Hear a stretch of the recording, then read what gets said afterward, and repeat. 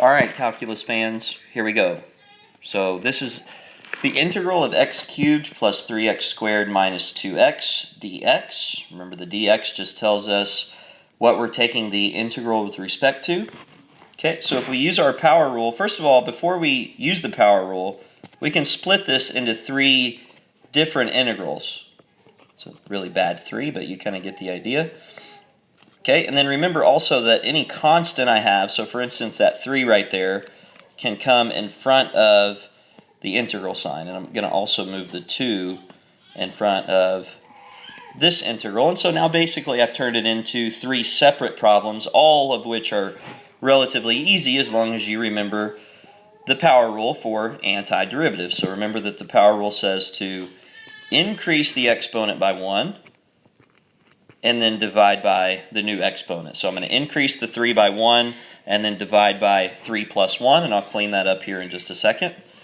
And then plus 3 times x to the 2 plus 1 divided by 3 minus 2, and then I'm going to have this x to the first power here. I'm going to raise that to the 1 plus 1 and then divided by 1 plus 1. And then remember, anytime I'm doing an indefinite integral, I have to add plus c at the end.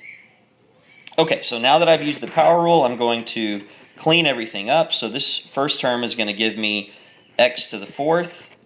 And then you can either write that over 4 or write a 1/4 out in the front, however you want to do it. I usually go back and forth. It doesn't really matter what you end up doing. Both of them will be equally correct. Now on the second term, the 3's are going to cancel, so I'm going to change to maybe a little bigger thing here so that I can cross those out. Okay, and then that's just going to be plus x to the 3rd. Okay, and then the same thing is going to happen here. The 2 and the 1 plus 1 are going to cancel, and so I'm going to have minus x squared plus c. And that'll be my final answer. Okay, let me know if you have any questions on that.